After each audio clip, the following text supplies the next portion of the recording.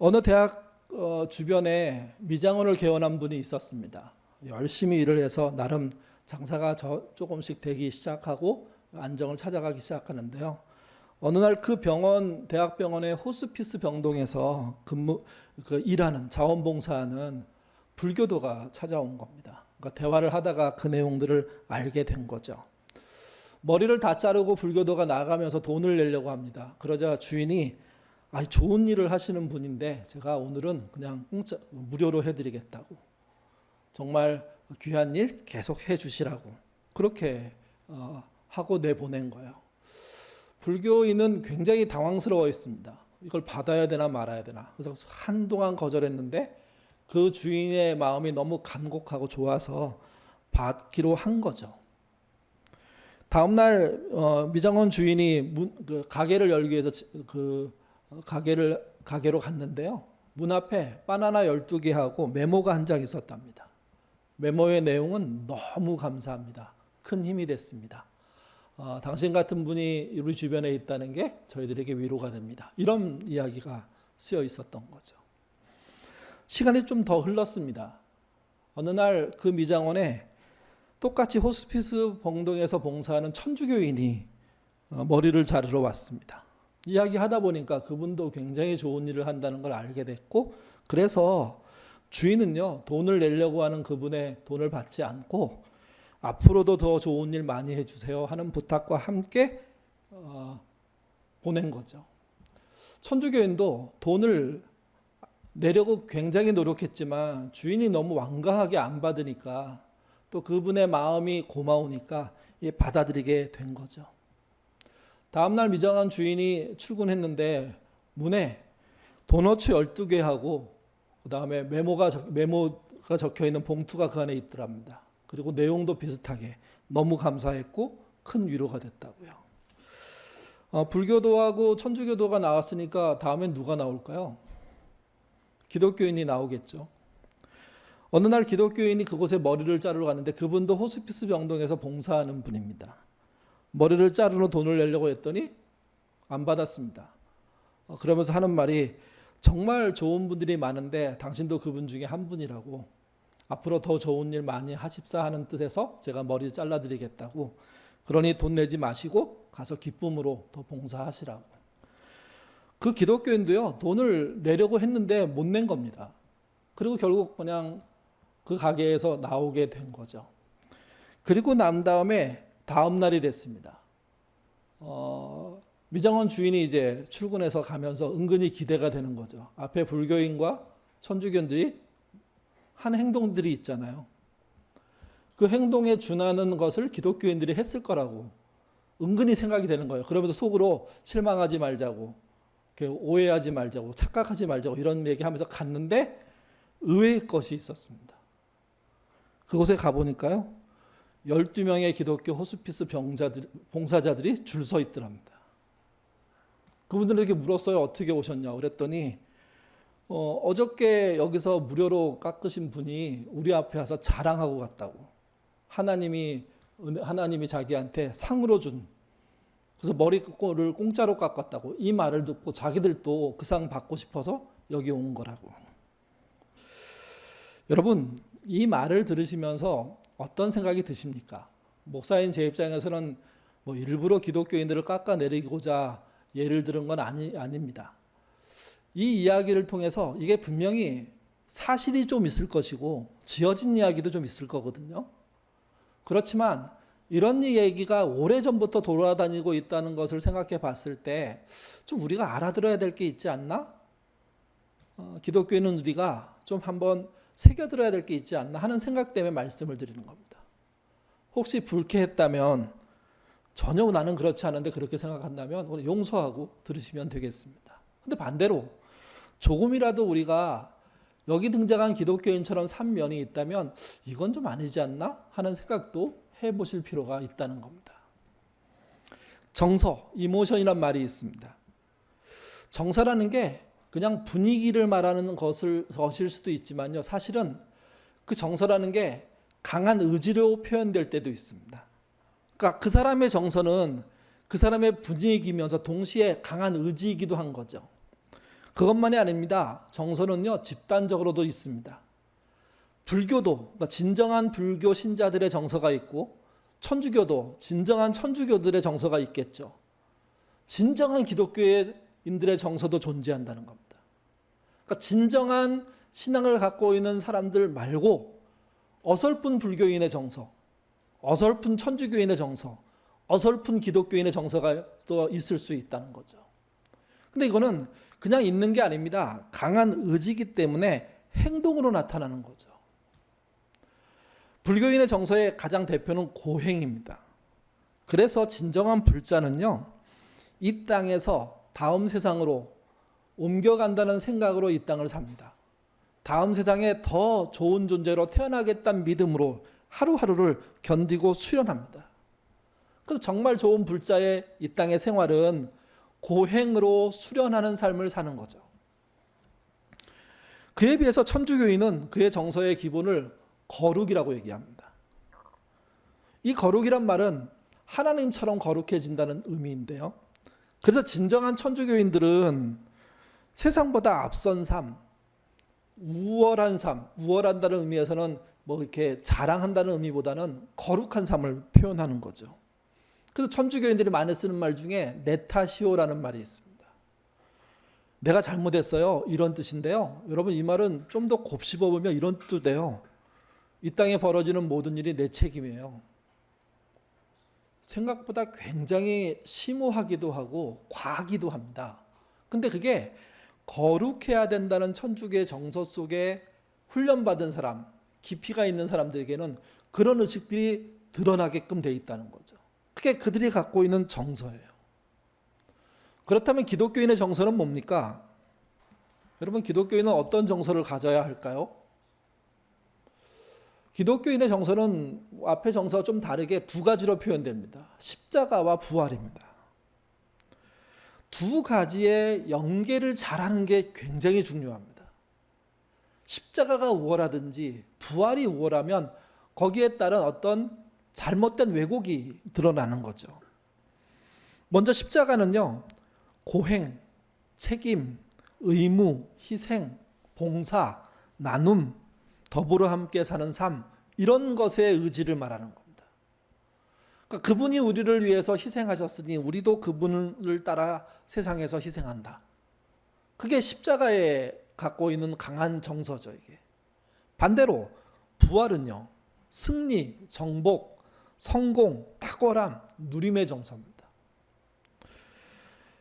부활할 것 자체는 십자가하고는 전혀 다른 결과를 만들어내잖아요.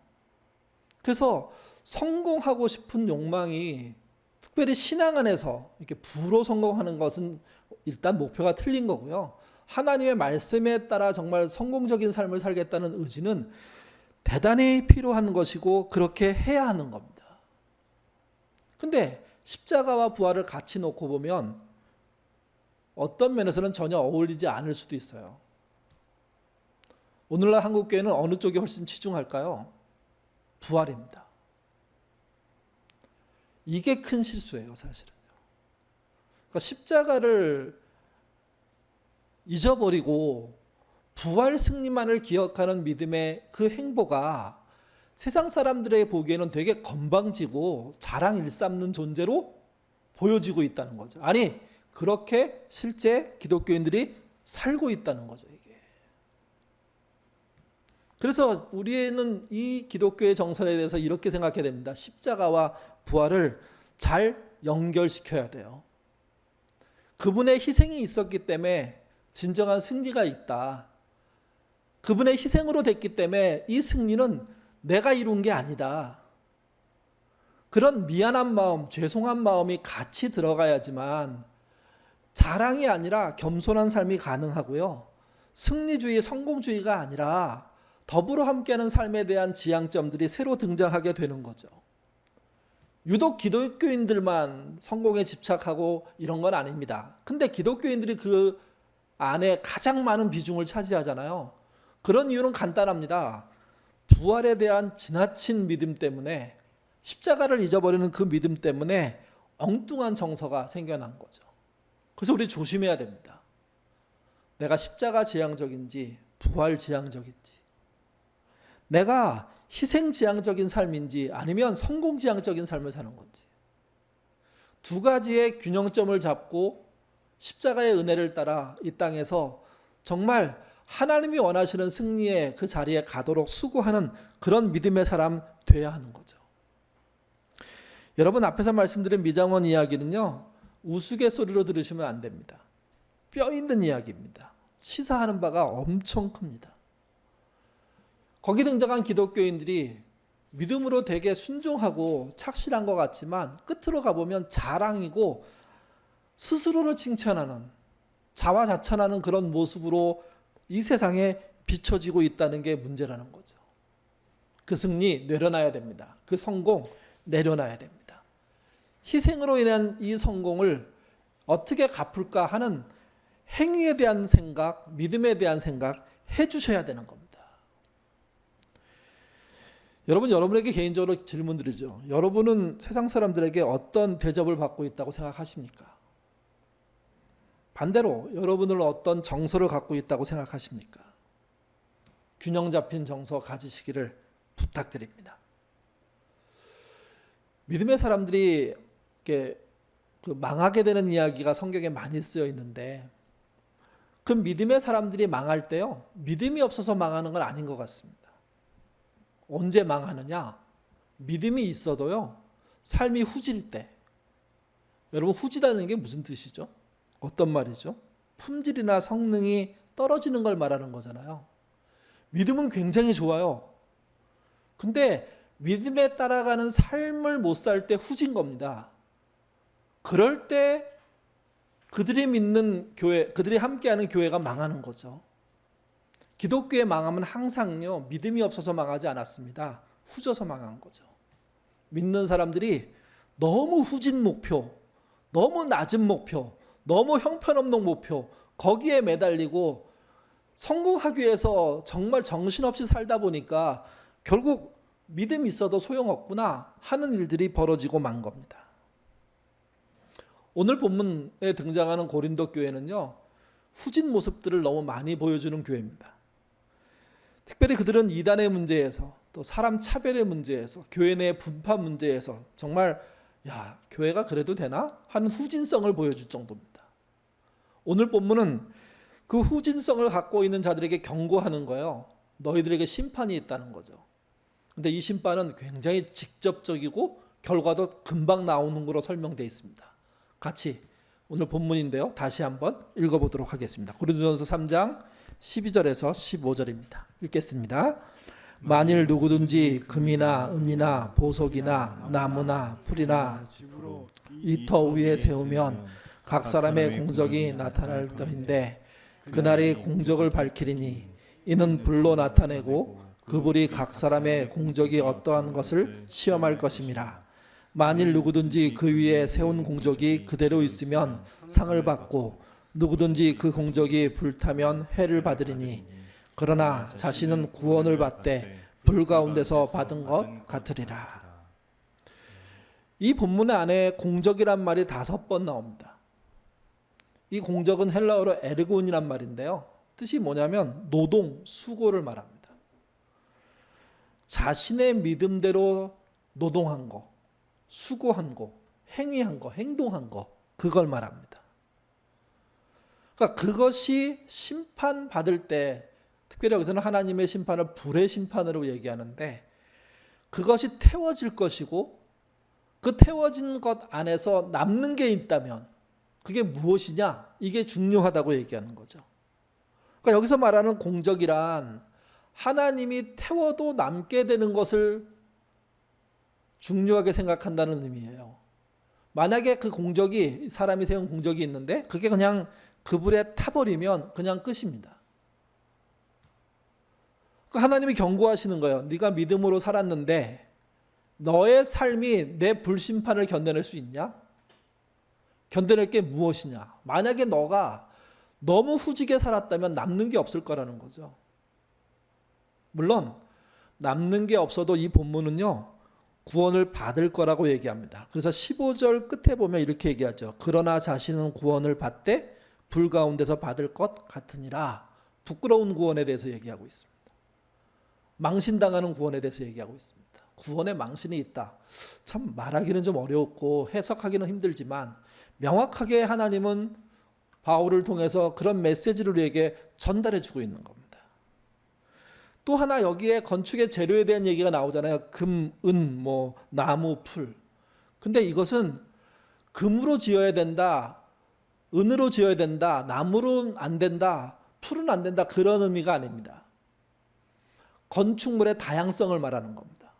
어떤 사람은 금으로 지을 수 있고요. 부자이기도 하고 때로는 그의 삶의 내용이 딴 사람보다는 훨씬 강력하게 지을 수도 있겠죠.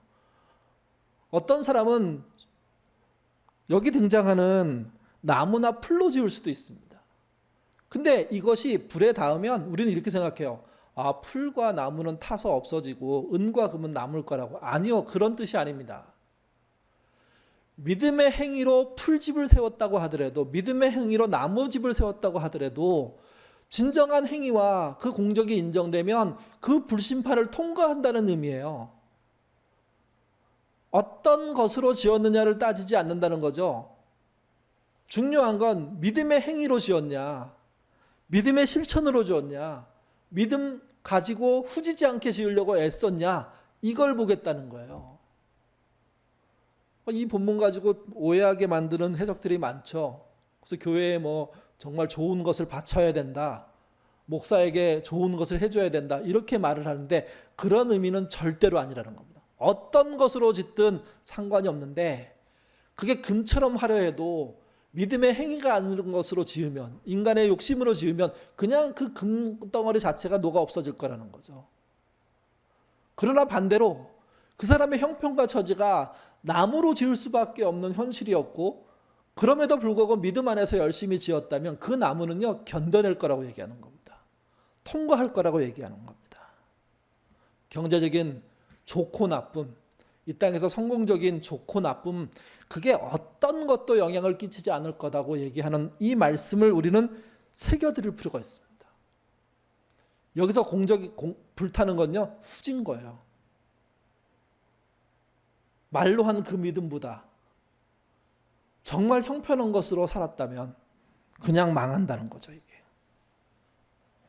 그래서 고린도 교인들에게 경고하는 겁니다. 너희의 지금의 후진성이 결국은 하나님의 불심판에 드러날 수밖에 없으니까 이 경고를 받아들이라는 겁니다, 이게. 그리고 요청합니다. 믿음과 행위를 일치시키라고요. 믿음과 행위를 하나로 만들으라고요, 이게. 믿음과 행위가 하나 되지 않으면 어떤 일이 벌어질까요? 1950년도에 설립된 월드비전이라는 것이 있습니다. 지금도 활동하고 있죠. 그 일을 시작한 분이 파피어슨이라는 분입니다.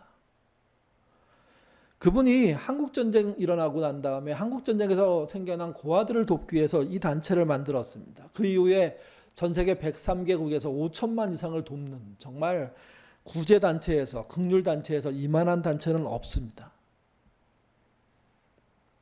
1950년대 전후에서 태어난 많은 분들이 사실은 이분의 도움을 받았다고 보면 틀림이 없을 정도입니다.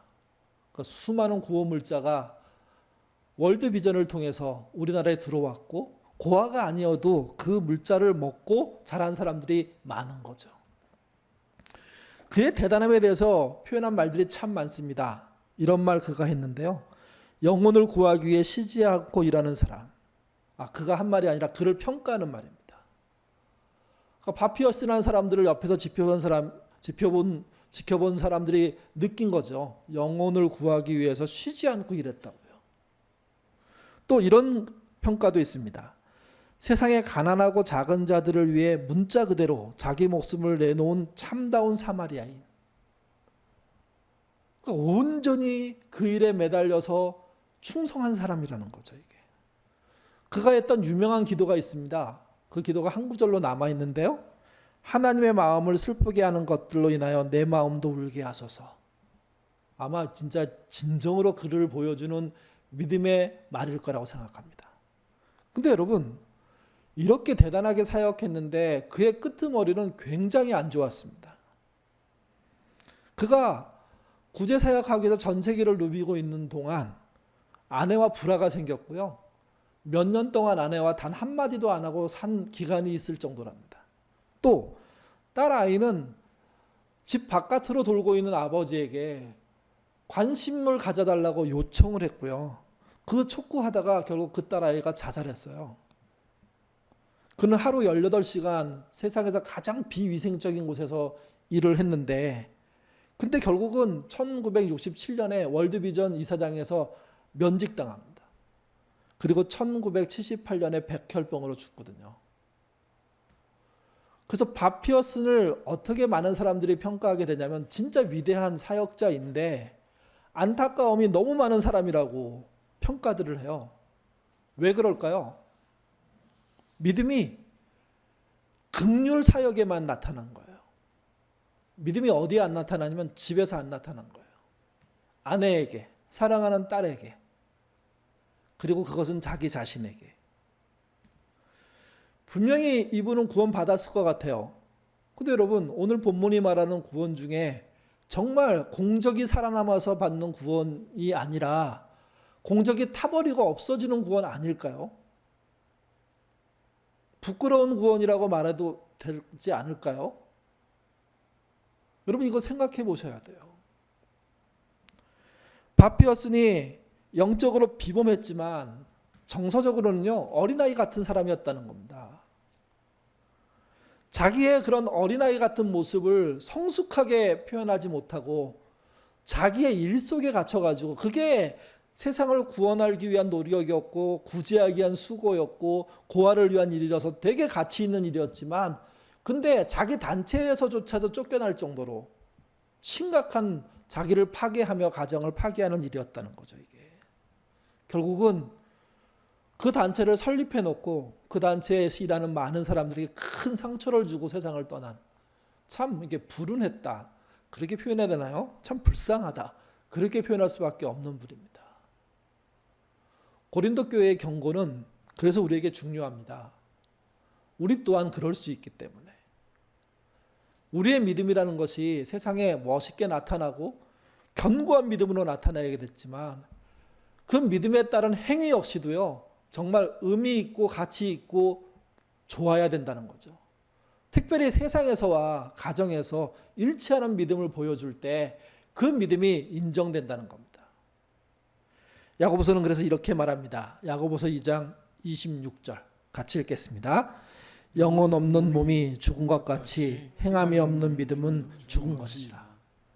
믿음이 아주 좋아도요, 여러분, 행함이 후지면 그 믿음은 망하게 돼 있습니다. 믿음이 대단하고 어마어마한 건물들을 짓고 큰 역사를 하더라도, 그런 교회가 존재한다고 하더라도요, 그 교회의 믿음으로 사는 행위가 후지면, 그 교인들의 삶이 후지면, 그러면 망하게 되는 겁니다. 십자가와 부활을 함께 보는 것처럼 믿음과 행위를 함께 보는, 그래서 하나님의 불심판에 그대로 견디고 남는 그런 신자로 살기 위한 노력들 해가시기를 바랍니다. 그 결과로 잘했다 칭찬받는 은혜로운 일들이 벌어질 겁니다. 그런 삶 사시는 저와 여러분 되시기를 주님의 이름으로 부탁드립니다. 기도하겠습니다. 우리의 신앙이 세상보다 후지지 않아야 됩니다. 좋은 믿음, 반듯한 믿음, 의로운 믿음 가져야 됩니다. 그것과 더불어서 우리의 삶 또한 후지지 않도록 인도하여 주옵소서. 잘 먹고 잘 살고 잘 누리는 것에 목매어 살다가 정말 하나님이 잘했다고 칭찬하지 않는 그러는 신앙인 되지 않도록 인도하여 주옵소서. 우리의 신앙이 정말 세상 사람들과 비교할 때 더 의미 있고 가치 있고 정말 더 하나님 보시기에 합당한 모습으로 커지기를 원합니다. 나의 자랑, 교회의 성공이 아니라 나로 인해서 일어나게 되는 하나님의 역사, 공평과 정의와 긍휼의 은혜, 모든 것을 사랑으로 이끌어가는 그런 희생의 삶들, 이런 것들이 우리의 삶에 나타나게 하셔서 우리의 삶이 세상 보기에 후지지 않으며 하나님 보기에 후지지 않는 그런 믿음의 삶, 믿음의 신자 되도록 이끌어 주옵소서. 신앙인을 평가하는 말 중에 고상한 그리스도인이란 말이 있습니다. 믿음도 확고하지만 삶 또한 정말 긍휼 안에서, 사랑 안에서 사람을 살리기 위해서 애쓴 흔적으로 가득한 삶, 그것이 고상한 그리스도인 아니겠습니까? 우리의 삶이 그런 삶 되게 하셔서 마지막 날 주의 불의 심판받을 때 우리의 삶의 흔적들이 공적으로 남는, 그래서 잘했다 칭찬받는 우리 예인의 모든 식구들 되도록 도와주시옵소서. 감사하며 예수님 이름으로 기도드립니다. 아멘.